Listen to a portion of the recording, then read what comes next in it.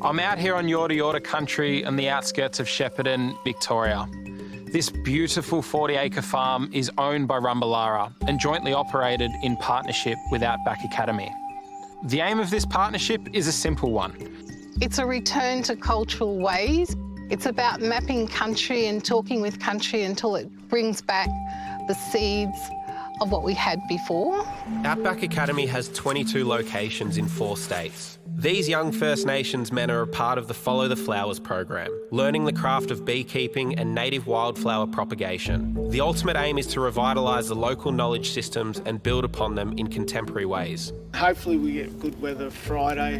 When they first started it with us, they were walking around with their heads down, slumped shoulders. And since they started with us and working on this project, I see now every day young men walking around with their heads held high.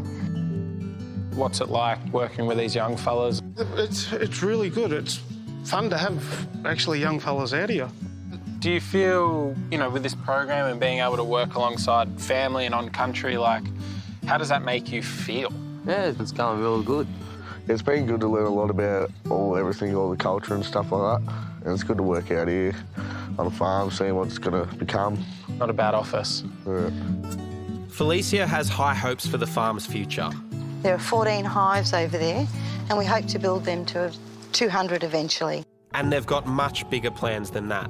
We want to have a shop out here where people can come and purchase the honey directly. We want to have cooking schools.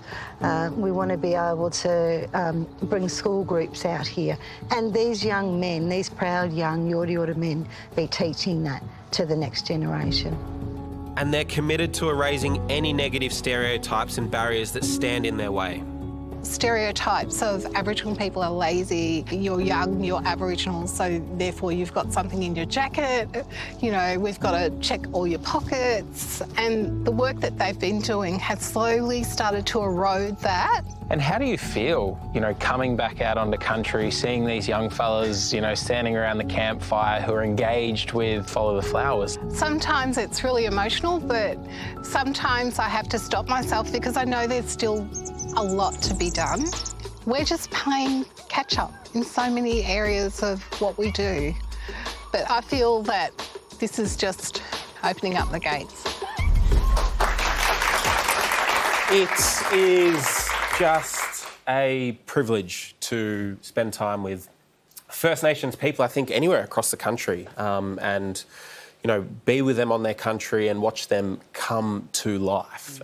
There's few things that are perfect in the world, but that is very close to it. And seeing that regeneration between people and place, the relationships between each other just come to life, the archetypes and the stories that these youngsters are telling themselves in these environments is really special. And I look forward to more resources, agency, and power being placed back into First Nations people's hands, because there's a lot of magic to be unlocked when done so. So much of the journey that we seem to be going on, wherever it's going to take us as a nation and this sort of big, diverse, dynamic community, is about learning, listening, understanding, right? And I know something that we probably all see at the moment is examples of where there are attempts being made to both explain and to understand. And I think that's happening in music a lot. We had Mitch Tambo on the show this week. What's the power in that? How does it help? Yeah, well, I just think the arts is just such a phenomenal depository for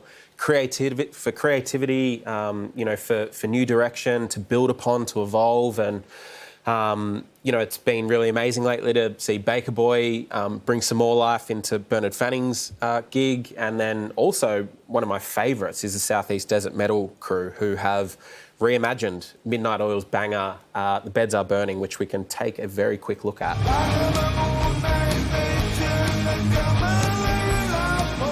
Love it.